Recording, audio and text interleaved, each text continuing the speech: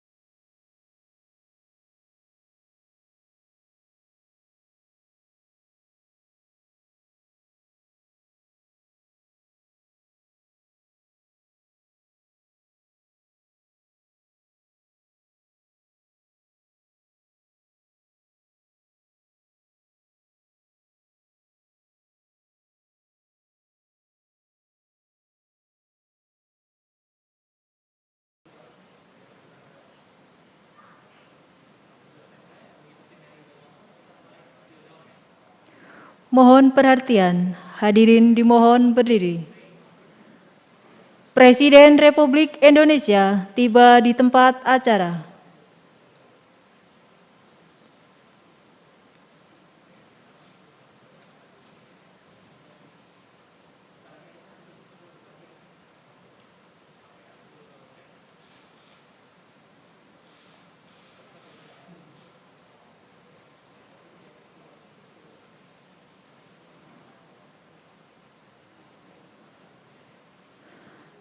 Lagu Kebangsaan Indonesia Raya.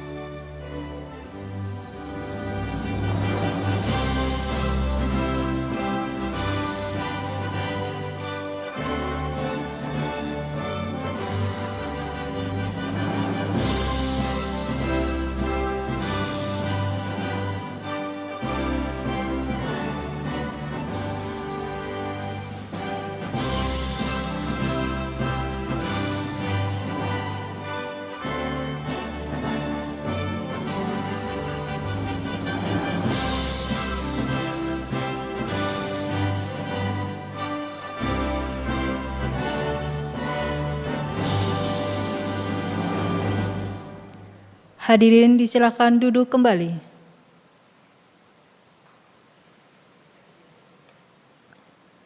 Yang terhormat Presiden Republik Indonesia, yang kami hormati Menteri Koordinator Bidang Pembangunan Manusia dan Kebudayaan, Gubernur Lembaga Ketahanan Nasional Republik Indonesia, para peserta PPSA dan PPRA, serta hadirin yang berbahagia. Assalamualaikum warahmatullahi wabarakatuh. Selamat pagi dan salam sejahtera bagi kita semua.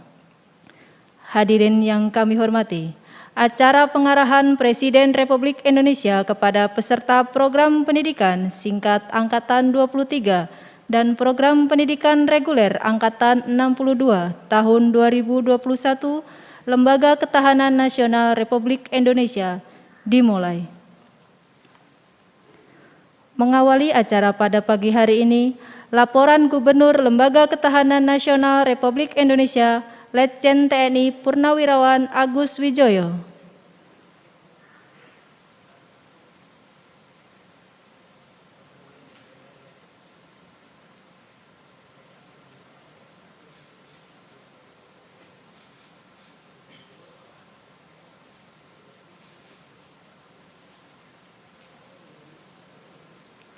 Assalamualaikum warahmatullahi wabarakatuh. Salam sejahtera bagi kita semua. Shalom, selamat pagi, Om Swastiastu, Namo Buddhaya, salam kebajikan. Yang terhormat Bapak Presiden RI Insinyur Joko Widodo. Yang saya hormati Menteri Koordinator Bidang Pembangunan Manusia dan Kebudayaan. Puji syukur kehadirat Tuhan Yang Maha Esa, karena atas limpahan rahmat dan karunia-Nya, meski di tengah kondisi pandemi ini, kita masih diberikan kesehatan untuk hadir dalam pembekalan Presiden Republik Indonesia kepada para alumni PPRA 62 dan peserta PPSA 23 tahun 2021 Lemhanas RI. PPRA adalah singkatan dari Program Pendidikan Reguler, sedangkan PPSA adalah singkatan dari Program Pendidikan Singkat. Pada kesempatan ini, izinkan kami menghaturkan banyak terima kasih atas kesediaan Bapak Presiden, karena di tengah kesibukan tugas kenegaraan, Bapak masih berkenan meluangkan waktu untuk memberikan pembekalan kepada alumni dan peserta program pendidikan yang dilaksanakan oleh Lemhanas RI.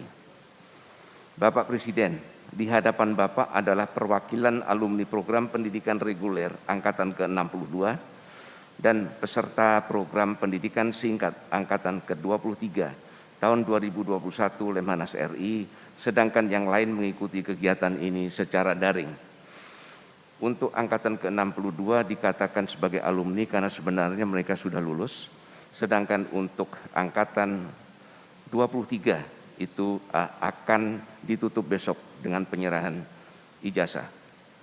Terkait penyelenggaraan PPRA 62 dan PPSA 23, hal yang perlu kami laporkan kepada Bapak Presiden adalah sebagai berikut. Program pendidikan reguler Angkatan 62 berlangsung selama 7 bulan, dibuka pada tanggal 26 Januari 2021 dan telah ditutup pada tanggal 31 Agustus 2021. Sedangkan program pendidikan singkat Angkatan 23 berlangsung selama 5,5 bulan, dibuka pada tanggal 14 April 2021 dan akan berakhir 14 Oktober 2021. Jumlah peserta PPRA adalah sebanyak 80 orang, terdiri dari para pejabat terpilih setingkat eselon 2 dan 3 dari TNI Polri, 49 orang, sedangkan 31 orang berasal dari Mahkamah Agung, Kejaksaan Agung, Kementerian LPNK, Pemerintah Provinsi Kabupaten, Kadin, DPD, RI, partai politik dan organisasi masyarakat. Pada tahun ini tidak ada peserta dari negara sahabat. Adapun jumlah peserta PPSA 23 sebanyak 60 orang, terdiri dari para pejabat senior terpilih setingkat eselon 1 dan 2, yang berasal dari TNI dan Polri sebanyak 36 orang, sedangkan 24 orang berasal dari MPR RI, kementerian lembaga, pemerintah non-kementerian, pemerintah provinsi, kopertis, partai politik, dan organisasi masyarakat. Selama pendidikan berlangsung, kegiatan yang dilaksanakan antara lain adalah pembelajaran jarak jauh atau e-learning yang memanfaatkan teknologi informasi selama 1,5 bulan. Kedua, pembelajaran on-campus diisi dengan kegiatan yang penting diantaranya studi lapangan isu strategis nasional untuk PPRA 62 ke 5 lokasi, yaitu PT Inalum, Provinsi Sumatera Utara, PT Sulawesi Mining Investment, Provinsi Sulawesi Tengah, PT Aneka Tambang Provinsi Maluku Utara, PT Adora Provinsi Kalimantan Selatan, dan Sirkuit Mandalika Provinsi Nusa Tenggara Barat yang dilaksanakan pada tanggal 21 sampai dengan 25 Juni 2021. Sedangkan untuk PPSA 23 tidak dilaksanakan. B. Melaksanakan seminar PPRA 62 dengan judul Modal Sosial dan Budaya Menjadi Kekuatan Nasional dalam Pemulihan Ekonomi di Tengah Pandemi COVID-19. Dan seminar PPSA 23 dengan judul Sebuah Roadmap Sistem Pendidikan Alternatif dalam Pusaran Pandemi dan Perkembangan Teknologi Menyambut Indonesia Emas 2045. Hasil seminar tersebut akan dipaparkan oleh peserta kepada Bapak Presiden. Di samping hal tersebut, kami laporkan kepada Bapak Presiden hasil kajian Lemhanas RI tentang hilirisasi mineral strategis dan logam tanah jarang guna mendukung pertumbuhan ekonomi nasional. Ada 5 jenis mineral strategis yang menjadi kajian utama karena keterdapatannya di Nusantara, yaitu nikel, bauksit, tembaga, timah, dan besi.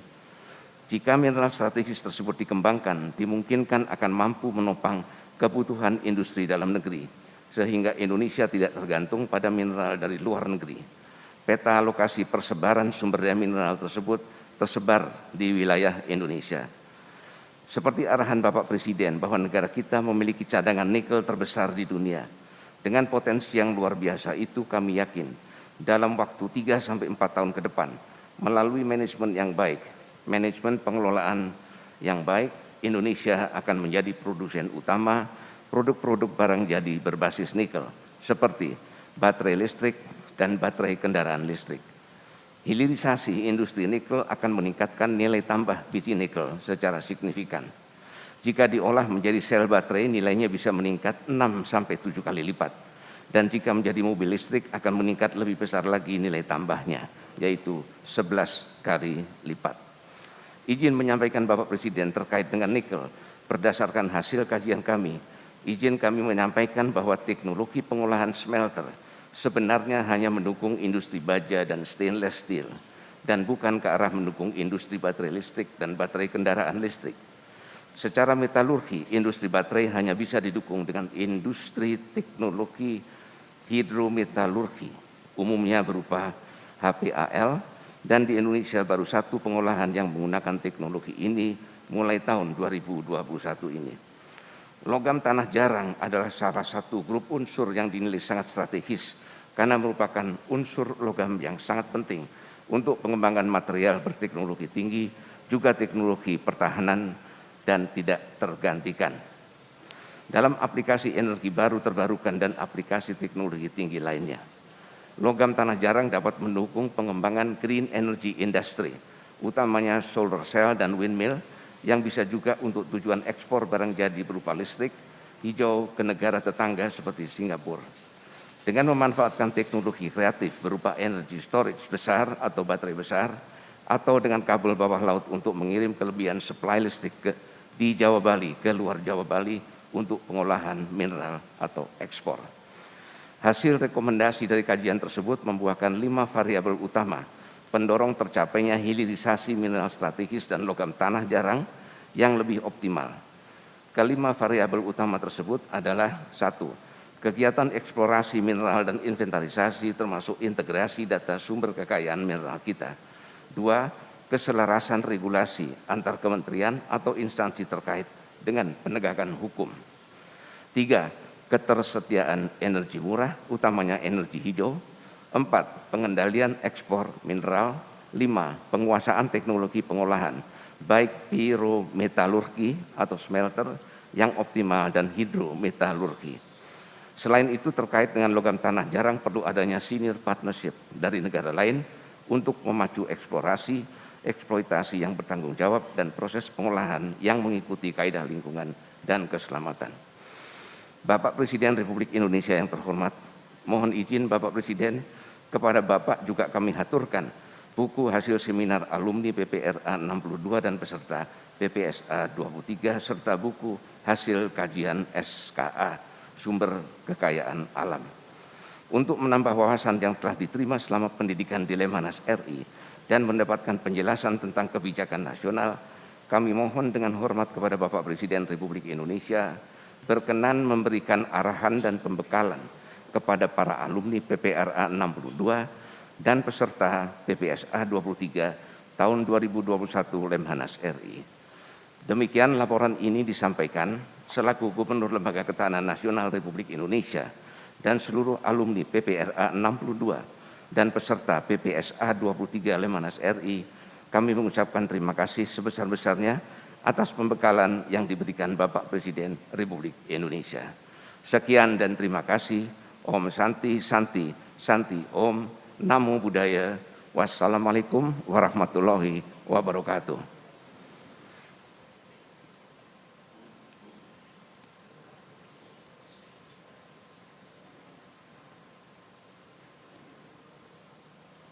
Selanjutnya, penyampaian paparan hasil seminar perwakilan peserta program pendidikan singkat Angkatan 23, Profesor Dr. Agus Surono.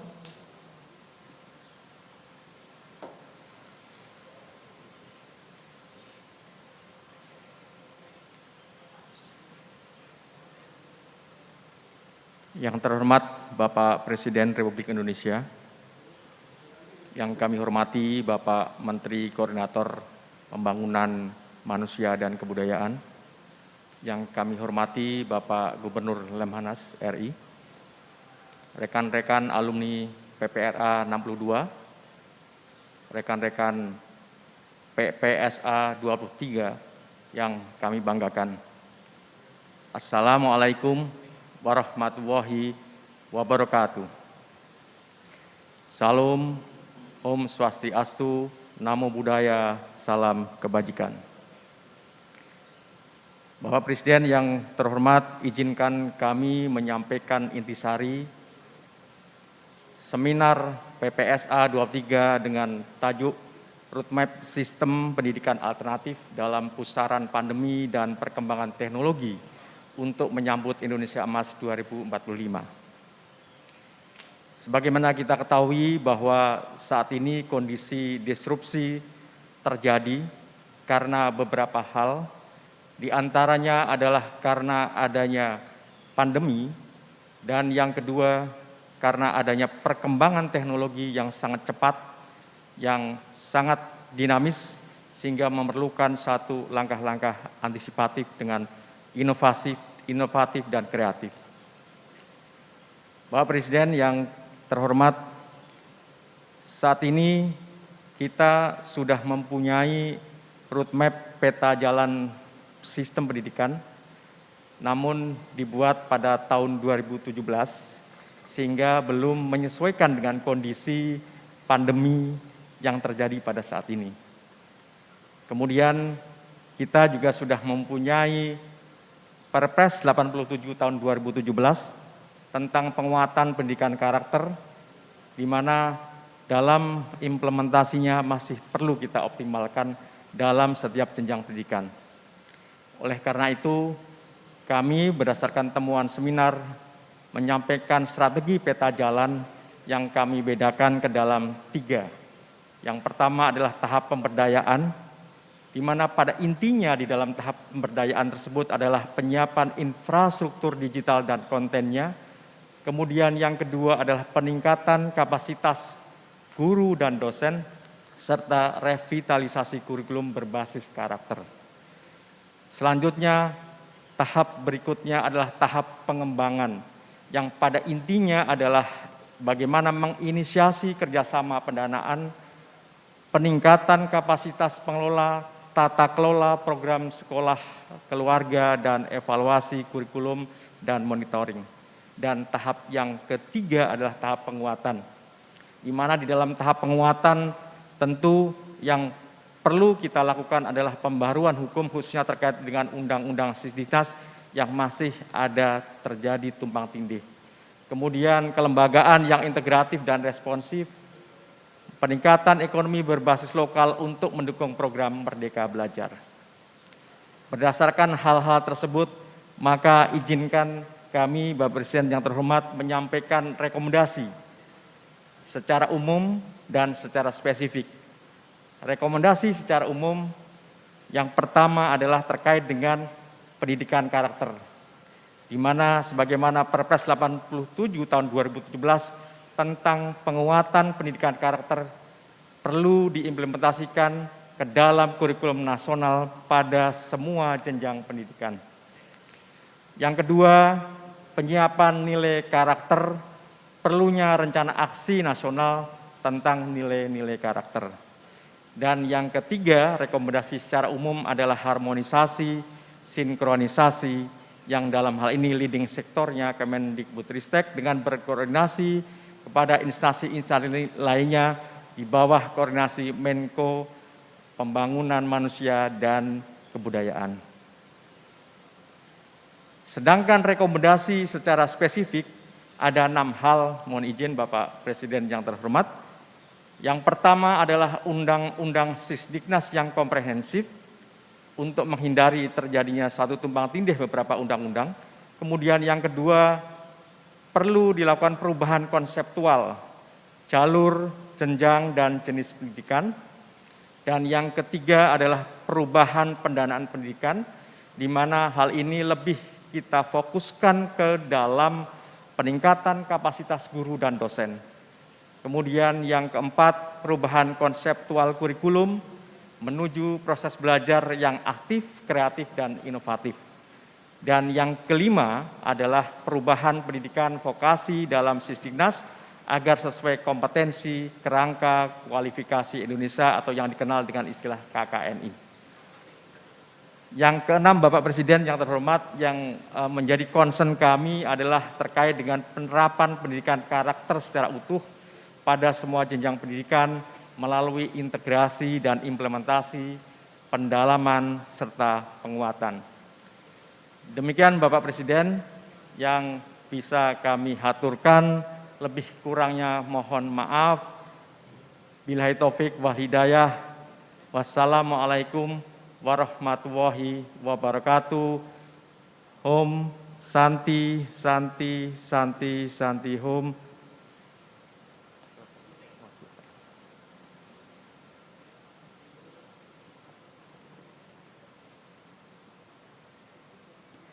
Selanjutnya, penyampaian paparan hasil seminar perwakilan peserta program pendidikan reguler Angkatan 62, Kolonel Penerbang Aldrin Petrus Mongan.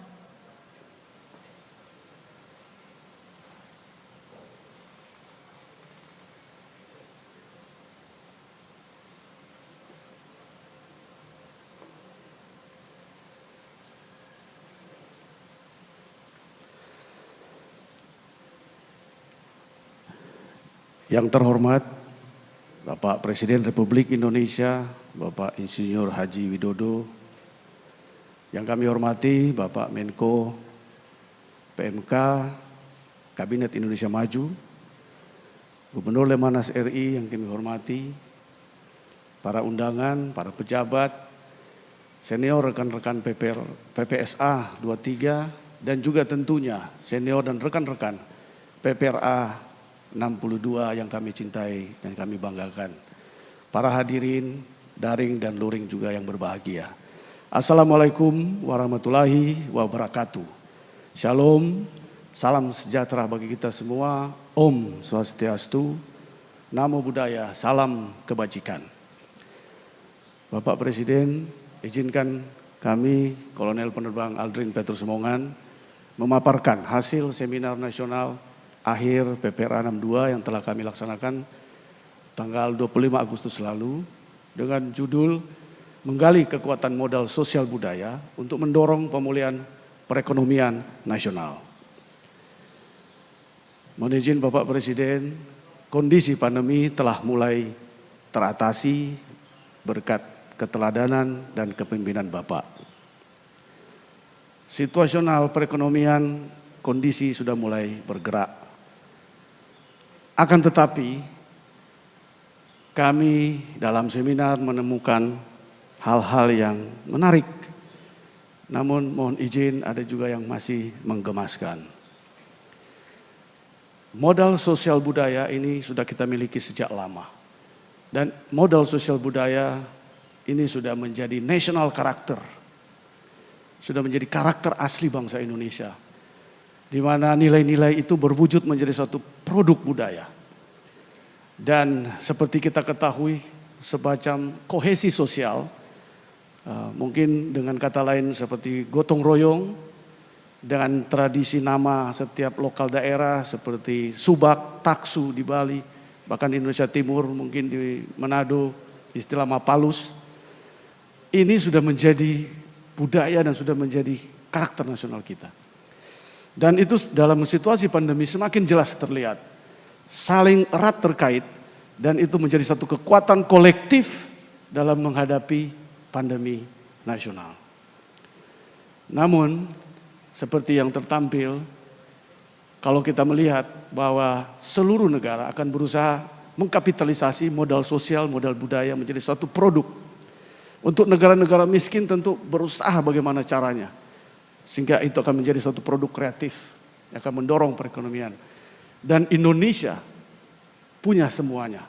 Namun kami lihat kontribusi pariwisata terhadap sebagai contoh, PDB kita di antara ranking 14 dan 15. Masih 4,8% ini dari data. Dan kalau kita bandingkan dengan negara tetangga seperti yang sekarang sedang ramai Korea Selatan dengan Hallyu atau Korean Wave, istilahnya yang keren, dan dia drama, tari dan lagu dan sebagainya itu sudah beda dengan adat budaya sejak awalnya. Sudah berubah, bertransformasi, bahkan sudah masuk di pasar Amerika. Kemudian Thailand, dia meningkatkan kualitas pariwisatanya dengan smart. Dengan salah satu contoh dia mengkursuskan para guide dengan bahasa Inggris dan bahasa lainnya. Demikian juga Opera Cina, dia mentransformasi nilai modal sosial, modal budaya menjadi kapitalisasi. Tapi dia adapt juga yang dari luar untuk di negaranya. Dia juga memproyeksikan keluar budaya. Dari sini kita melihat ada sesuatu yang mungkin sesuatu yang menarik untuk kita temukan. Dan kalau menurut UNESCO 2018, kapitalisasi dari cultural values ini atau modal kapital dari modal sosial budaya ini 2.250 miliar data UNESCO. Namun kita secara keseluruhan belum punya hitungan. Kita masih ada hitungan terpisah antara industri kreatif dan pariwisata. Seperti kita ketahui, PDB industri kreatif kita tadi 41% dari kuliner. Dan juga kreatif masih 1.134 triliun. Kemudian seperti kelapa, itu juga 1.032 juta US dollar. Itu bahkan gula kelapa itu yang untuk bahan untuk orang yang berpenyakit diabetes. Nilai ekspor rempah, spices, herbal, kita 2020 9,64 juta. Tadi kalau kita lihat di awal masih di antara 14-15. Demikian juga ada hal yang menarik yang kami temukan, mohon izin Bapak Presiden, bahwa produk budaya dari hasil modal sosial dan budaya kita luar biasa, sangat menarik. Kami sampai heran dan wow, kita pun punya kekuatan modal budaya yang luar biasa nilainya. Dan seperti yang disampaikan oleh Profesor Suyanto, Rektor Amikom, bahwa beliau sekarang sedang membuat film animasi berdasarkan cerita rakyat, ada 4, dan salah satunya itu sudah ada di tangan sutradara Superman. Dan satu cerita itu epic, cerita itu judulnya Exiled, menceritakan tentang Princess Manohara. Itu cerita rakyat kita yang dikapitalisasi menjadi suatu nilai, dan ternyata satu film itu saja itu bisa seharga 1 pesawat. Belum lagi tempe, belum lagi rempah-rempah, spices, batik, kain, dan tari-tarian, dan pariwisata alam yang luar biasa kekayaan kita. Namun, mohon izin Pak Presiden, seperti tempe, kami temukan ada sesuatu hal yang menggemaskan. Ini yang kami sampaikan tadi di depan, bahwa ternyata tempe bahan baku tempe kita masih impor. Bahan baku tempe yaitu kedelai kita masih impor, belum berdaulat. Dari situ tentunya kami berpikir harus ada terobosan. Dan kami lihat dari tiga sistem ekosistem yang ada, ekosistem desa, bisnis, digital. Apabila direvitalisasi ekosistem yang dibangun ini, pasti akan menghasilkan modal sosial budaya yang menjadi satu modal produk dan pasti dapat mendukung perekonomian masyarakat. Demikian juga komodifikasi sosial. Jadi penggabungan dan komodifikasi modal sosial budaya menjadi modal ekonomi. Seperti tadi digitalisasi, dukungan regulasi, pengembangan produk pasar, inovasi. Kami menemukan scoring tertinggi untuk variabel yang langsung itu adalah inovasi.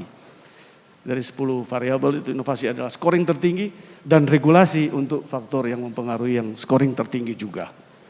Dan pemberdayaan masyarakat. Komodifikasi ini sangat kuat sekali dan ini bisa menghasilkan suatu produk kreatif budaya yang luar biasa. Dan tanpa mengurangi rasa hormat kami izin mengajukan beberapa rekomendasi, yaitu perlu adanya lembaga khusus yang lincah, holistik, terpadu, terintegral, powerful, sehingga tidak lagi parsial-parsial kewenangan berada di tercecer-cecer. Tapi dia dari nasionalisasi, dari tertinggi sampai paling bawah, desa, bahkan RW dan RT. Itu harus lincah, agile. Dan mohon izin Bapak Presiden, regulasi yang baik adalah kunci. Namun itu juga kami mohon maaf, itu juga bisa menjadi sebaliknya. Dan rekomendasi kami berikutnya adalah mengintegrasikan dan memfasilitasi semua kegiatan yang menggerakkan ekonomi kerakyatan dan juga sektor pariwisata. Dan mapping yang dilaksanakan.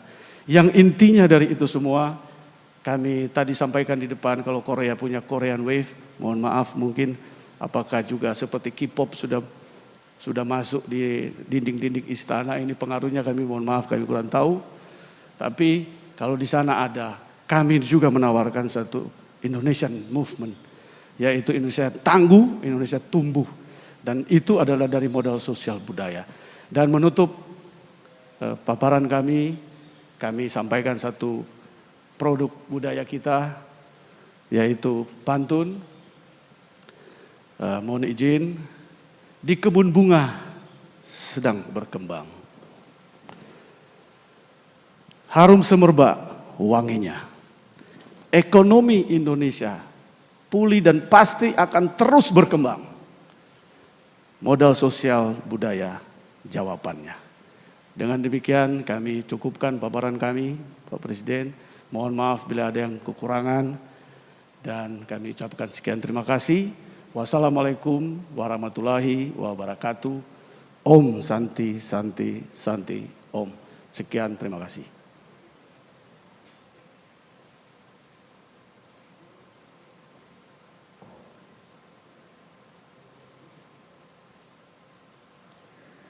Bapak Ibu hadirin yang kami hormati, selanjutnya marilah kita simak bersama pengarahan Presiden Republik Indonesia Bapak Joko Widodo.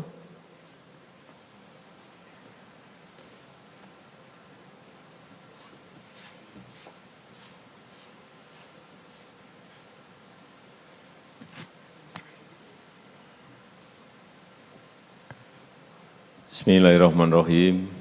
Assalamualaikum warahmatullahi wabarakatuh. Selamat pagi, salam sejahtera bagi kita semuanya. Om Swastiastu, Namo Buddhaya, salam kebajikan. Yang saya hormati Menteri Koordinator Pembangunan Manusia dan Kebudayaan, yang saya hormati Gubernur Lemhanas beserta seluruh jajaran, yang saya hormati para peserta program pendidikan reguler Angkatan 62 dan program singkat Angkatan 23, hadirin sekalian yang berbahagia. Pertama-tama saya mengucapkan terima kasih atas pemikiran dan masukan dari Lemhanas tadi yang telah dipaparkan mengenai sumber daya alam kita, mengenai modal sosial kita, juga mengenai dunia pendidikan kita. Memang kita tahu bahwa kekayaan sumber daya alam itu adalah anugerah. Tetapi jika tidak dikelola dengan baik, juga bisa menjadi sebuah musibah. Dan kelestarian serta keberlanjutan alam harus diseimbangkan antara kepentingan ekonomi dan kepentingan yang lainnya.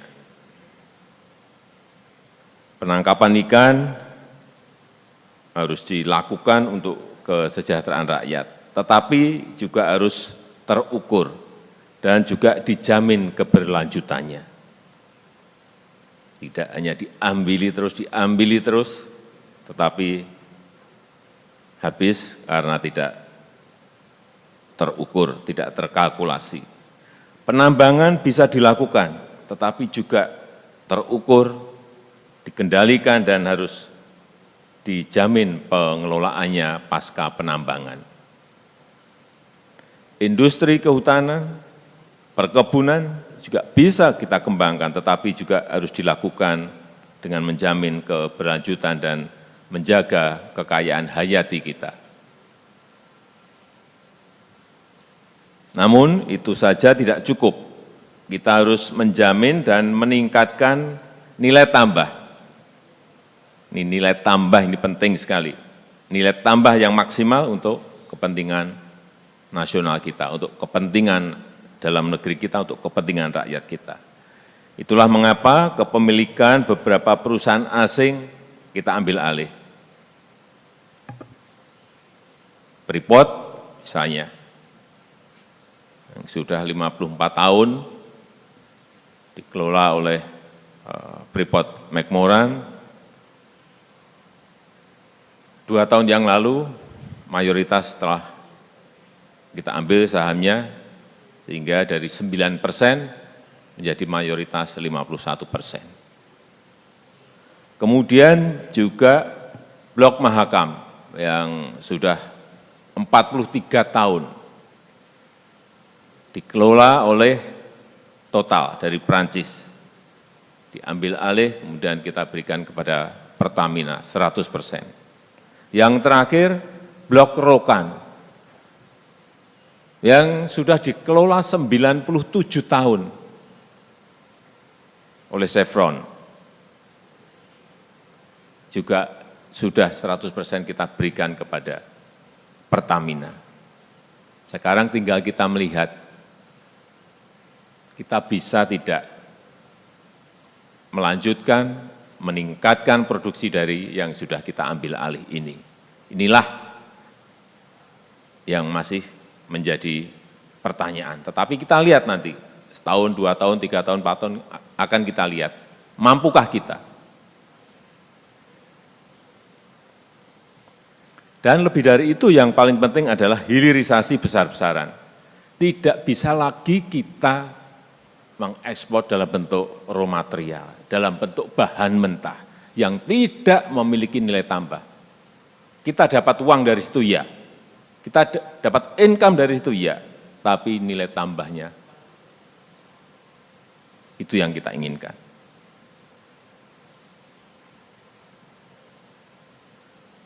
Artinya apa? Kalau tambang ya kita jangan jadi hanya tukang gali saja. Anugerah yang diberikan Allah kepada kita itu betul-betul sangat luar biasa besarnya. Tapi kalau kita hanya tukang gali, kemudian kita kirim keluar, mereka buat smelter di sana, kemudian dijadikan barang setengah jadi atau barang jadi, kemudian kembali ke sini kita beli. Inilah yang sedikit demi sedikit, tahap demi tahap harus mulai kita hilangkan. Enggak boleh lagi kita juga hanya jadi tukang tangkap ikan, enggak. Harus ada industri pengolahnya di sini. Atau pada saat kita mendapatkan booming kayu, hanya tebang, tapi nggak ada industri perkayuan, nggak ada industri permebelan.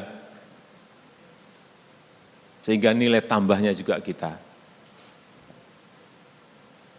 kehilangan kesempatan itu. Sekali lagi kita harus menghasilkan produk yang mempunyai nilai tambah tinggi, yang mengkombinasikan antara pemanfaatan kekayaan alam dengan kearifan dan teknologi yang melestarikan. Prinsip ekonomi berkelanjutan ini harus betul-betul kita jaga, kita pegang teguh, yaitu melalui green economy dan blue economy. Semua komoditas yang ada harus kita dorong hilirisasi, kita dorong industrialisasinya. Misalnya tadi sudah disampaikan mengenai nikel yang bisa harus kita olah menjadi katoda baterai, stainless steel, menjadi lithium baterai, yang nanti diintegrasikan dengan industri otomotif yang kita miliki, karena kesempatan besar, opportunity yang ada ke depan adalah mobil listrik. Jangan kehilangan kesempatan lagi kita. Jangan ekspor lagi yang namanya nikel dalam bentuk raw material, bahan mentah. Kita sudah sampaikan dan sudah kita stop ekspor bahan mentah. Kita paksa, entah itu BUMN kita, swasta kita, atau investor untuk mendirikan industrinya di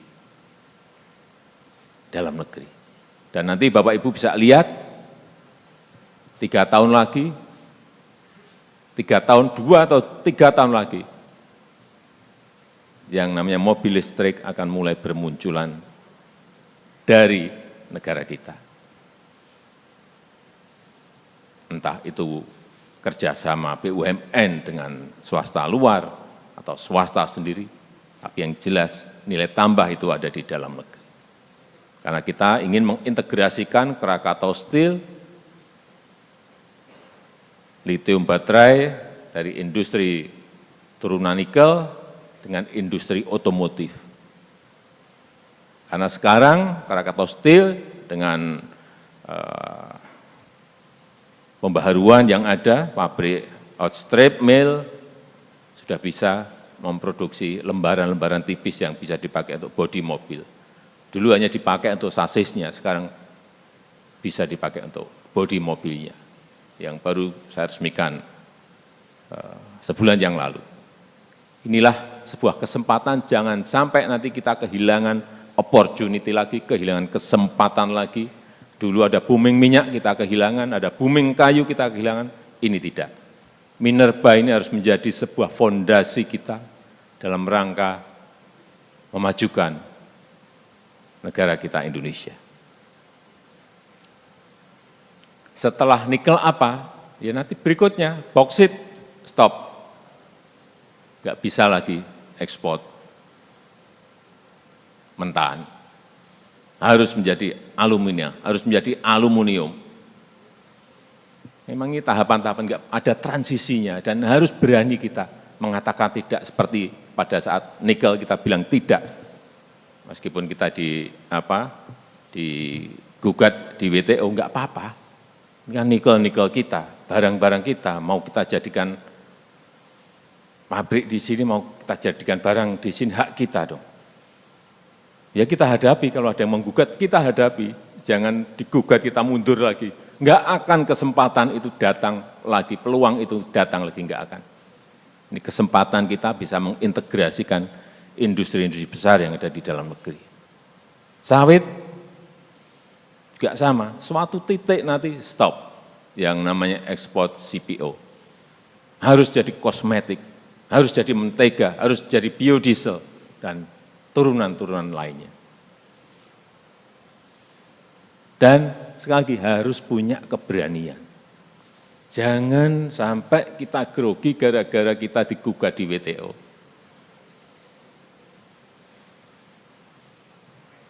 Jadi siapkan lawyer yang kelas-kelas internasional, agak nggak kalah kita. Indah, yang dalam proses semuanya kita siapkan untuk mengintegrasikan apa yang kita cita-citakan.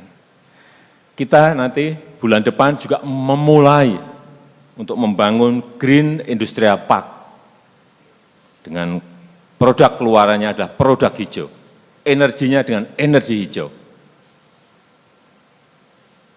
Semuanya EBT produknya, hasil produknya dari kawasan industri itu adalah produk hijau. Karena semua nanti ke depan 10 tahun lagi yang namanya Uni Eropa, yang namanya Amerika akan mulai mereka nggak mau membeli barang yang itu dihasilkan dari industri yang menggunakan misalnya batu bara, dan nggak mau lagi. Semuanya mengarahnya ke sana, sehingga kita harus mendahului. Ini nanti adalah yang pertama di dunia. Kita mau memiliki 20.000 hektar Green Industrial Park yang energinya ditarik dari Sungai Kayan. Nanti kawasan industri hijau ini ada di Kalimantan Utara. Dan yang memesan kawasan ini sudah banyak ngantri, karena mereka tahu ini energinya yang dipakai adalah energi hijau. Demikian pula kekayaan sumber daya alam laut kita juga sama. Harus dimanfaatkan secara arif dengan prinsip blue economy. Penangkapannya terkalkulasi, terukur, boleh. Tapi juga dibarengi dengan penanaman mangrove, rumput laut, budidaya ikan, sehingga semuanya berkelanjutan. Jangan hanya dilarang saja, enggak boleh ditangkap. Solusinya apa dong? Ini anugerah dari Tuhan yang diberikan pada kita. Tetapi sekali lagi, penggunaan teknologi-teknologi baru, mestinya aquaculture, harus mulai berani kita kenalkan kepada nelayan-nelayan kita, kepada masyarakat kita. Bukan hanya budaya tangkap saja. Bapak Ibu sekalian yang saya hormati, revolusi industri 4.0, disrupsi teknologi, kemudian pandemi ini yang mempercepat gelombang perubahan di dunia. Dunia sekarang ini betul-betul perubahannya sangat cepat sekali. Sehingga menimbulkan juga ketidakpastian yang tinggi. Hati-hati, sekarang ini banyak sekali negara yang ada perubahan, kemudian berefek kepada negara lain juga terkena imbasnya. Sekali lagi, ketidakpastian dunia sekarang ini sangat tinggi sekali. Oleh sebab itu, kita betul-betul membutuhkan yang namanya ilmu pengetahuan dan teknologi. Kita harus semakin arif mengembangkan teknologi, sekaligus juga aktif mengakuisisi teknologi-teknologi baru, terutama teknologi digital. Dan data adalah sumber daya yang sangat berharga dan harus kita jaga. Inilah pentingnya data. Oleh sebab itu, yang namanya SDM itu betul-betul harus menjadi concern kita. Pendidikan tinggi kita ini harus memfasilitasi mahasiswa untuk mengembangkan talentanya. Jangan dipagari oleh program-program studi di fakultas yang justru membelenggu. Karena semuanya nanti akan hybrid. Semuanya nanti akan hybrid. Hybrid knowledge, hybrid skill, semuanya akan ke sana. Sehingga yang namanya mahasiswa itu harus paham semuanya, paham matematik, statistik, bahasa, ilmu komputer, dan bahasa itu bukan hanya bahasa Inggris saja.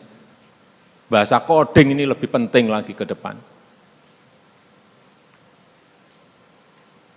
Karena ke depan ini akan banyak pekerjaan-pekerjaan yang hilang, tapi juga akan muncul jenis-jenis pekerjaan baru.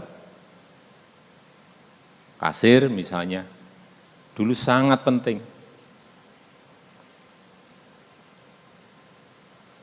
Sekarang para pemilik uang mengelola sendiri uangnya dengan e-payment. Kredit asesor sangat banyak, tapi sudah terjadi dan ke depan akan lebih banyak terjadi lagi. Kan berubah menjadi fintech. Penterjemah sudah sangat mudah sekali, sekarang dan ke depan akan menjadi aplikasi translation.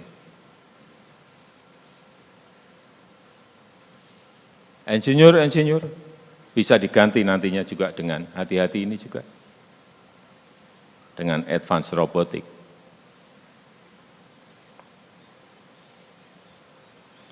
Oleh sebab itu, kita sendiri dan anak-anak kita, mahasiswa-mahasiswa kita harus disiapkan untuk selalu siap belajar,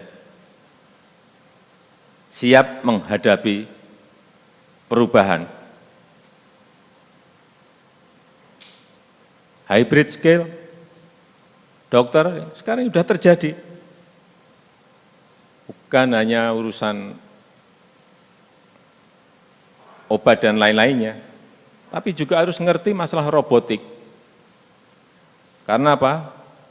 Surgery sekarang ini bisa dilakukan dengan advance robotik dan jarak jauh lagi. Perkembangan seperti ini kalau enggak kita segera antisipasi, ya bisa ketinggal kita. Jadi mungkin di Fakultas Kedokteran ya harus secepatnya mulai ada mata kuliah tentang robotik.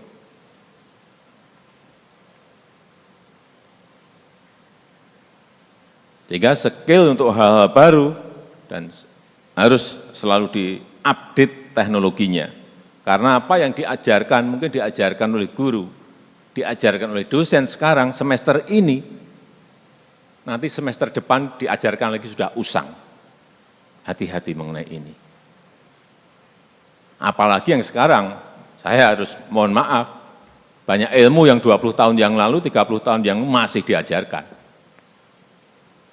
Saya sudah sampaikan dalam forum para rektor sebulan yang lalu mengenai ini. Ini harus ada perubahan-perubahan secara fundamental dan cepat untuk mengantisipasi adanya perubahan-perubahan global yang ada. Sekali lagi, jadi jangan kaget nanti. Begitu bangganya kita menyampaikan mengenai sebuah ilmu pengetahuan di semester ini yang itu sangat baru, tetapi semester depan bisa saja sudah enggak kepakai, sudah usang. Oleh sebab itu, tugas dari universitas, dari perguruan tinggi harus mengajak dan jangan membiarkan mahasiswa itu rutinitas, monoton, tidak berani mencoba hal-hal yang baru, dan harus didorong mahasiswa untuk belajar di mana saja, dengan siapa saja, itu menjadi keharusan, tidak harus dengan para dosen. Porsinya bisa jadi atur 30% atau 50%, tetapi itu harus berani kita mulai. Taruh mahasiswa di sebuah perusahaan teknologi company, untuk mereka belajar. Misalnya, apa itu Hyperloop, apa itu SpaceX, apa itu advanced robotic, semuanya memang harus, karena kecepatan perubahan ini betul-betul sangat cepat sekali. Dan yang paling penting, seperti tadi disampaikan oleh Prof. Agus, memang kita harus mencetak dan melahirkan mahasiswa yang unggul dan utuh, sehat jasmani dan rohani, budi pekertinya baik, memiliki kebangsaan, nasionalisme yang baik.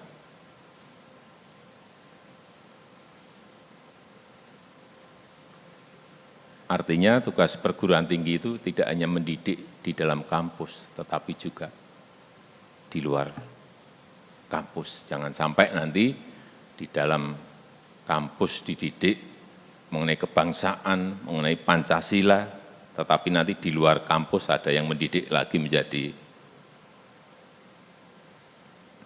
ekstremis garis keras atau radikal garis keras. Jangan sampai di dalam kampus dididik mengenai budi pekerti yang baik, tetapi di luar kampus ada yang didik lagi menjadi pecandu narkoba. Ini tugas, saya kira tugas perguruan tinggi sekarang ini tidak gampang. Artinya tanggung jawab perguruan tinggi ya di dalam kampus dan ya di luar kampus. Saya rasa itu yang bisa saya sampaikan pada kesempatan yang baik ini. Sekali lagi saya menyampaikan terima kasih yang sebesar-besarnya atas masukan yang telah diberikan. Saya tutup, terima kasih. Wassalamualaikum warahmatullahi wabarakatuh. Om Santi Santi Santi Om.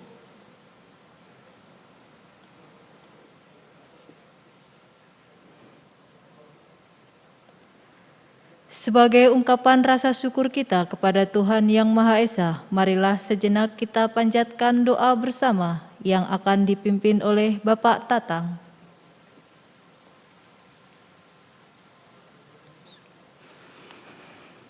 Bismillahirrahmanirrahim.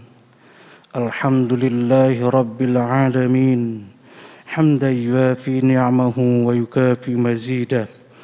Ya Rabbana, kami bersyukur atas nikmat karunia-Mu, sehingga pada pagi hari ini kami dapat mengikuti acara pengarahan Bapak Presiden Republik Indonesia kepada peserta program pendidikan singkat Angkatan 23 dan program pendidikan reguler Angkatan 62 tahun 2021.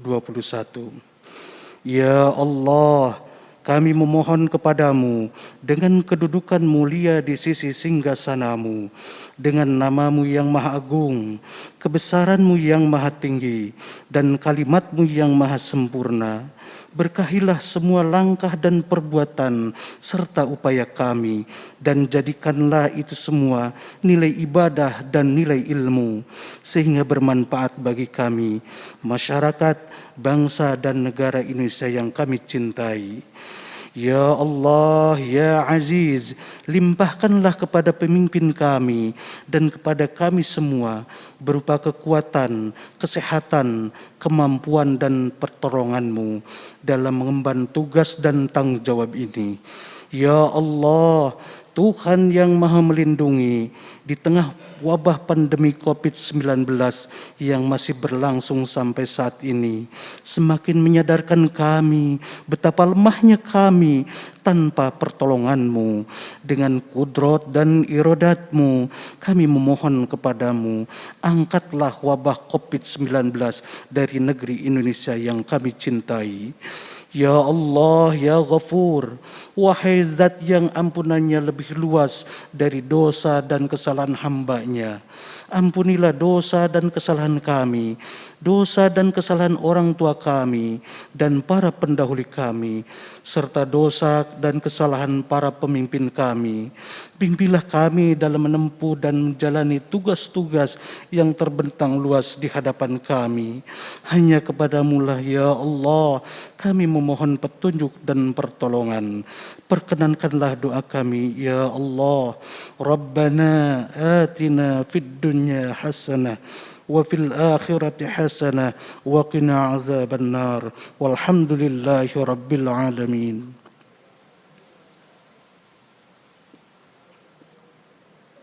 Hadirin yang kami hormati, demikianlah acara pada pagi hari ini selesai. Selanjutnya, Presiden Republik Indonesia berkenan meninggalkan tempat acara. Hadirin dimohon berdiri.